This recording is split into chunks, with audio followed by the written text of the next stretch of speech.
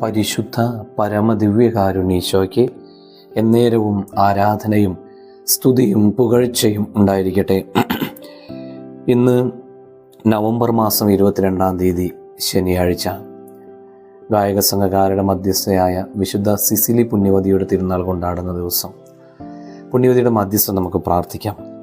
ഓ ദിവ്യകാരുണ്യീശോയെ, പ്രത്യേകമായി ആ ദിവ്യഹൃദയത്തോട് ചേർന്ന് നിന്ന് ജീവിക്കാൻ ഇന്ന് ഞങ്ങൾക്ക് കൃപ തരണമേ. പോകുന്നിടത്തെല്ലാം അങ്ങയുടെ സാന്നിധ്യം ഞങ്ങളോടൊപ്പം ഉണ്ടാകട്ടെ. ലൂക്കാ സുവിശേഷം 9-ാം അധ്യായം 16-ാം വചനം ധ്യാനിക്കാം. അപ്പോൾ അവൻ ആ 5 അപ്പവും 2 മീനും എടുത്ത് സ്വർഗത്തിലേക്ക് കണ്ണുകൾ ഉയർത്തി അവ ആശീർവദിച്ച് മുറിച്ച് ജനങ്ങൾക്ക് വിളമ്പാനായി ശിഷ്യന്മാരെ ഏൽപ്പിച്ചു.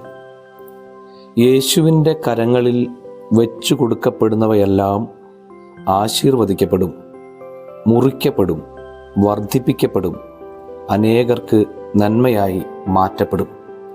കർത്താവെ, മുറിയപ്പെടാനും അനേകർക്ക് നന്മയായി മാറാനും വേണ്ടി അങ്ങേ കരങ്ങളിൽ ഞങ്ങളെ തന്നെ സമർപ്പിക്കുവാൻ കൃപ തരണമേ. എല്ലാവർക്കും നല്ലൊരു ദിവസം ഉണ്ടാകട്ടെ. നമ്മുടെ കർത്താവ് ഈശോ മിശിഹായുടെ കൃപയും പിതാവായ ദൈവത്തിൻ്റെ സ്നേഹവും പരിശുദ്ധാത്മാവിൻ്റെ സഹവാസവും ഉണ്ടാകട്ടെ, ഇപ്പോഴും എപ്പോഴും എന്നേക്കും. ആമേൻ.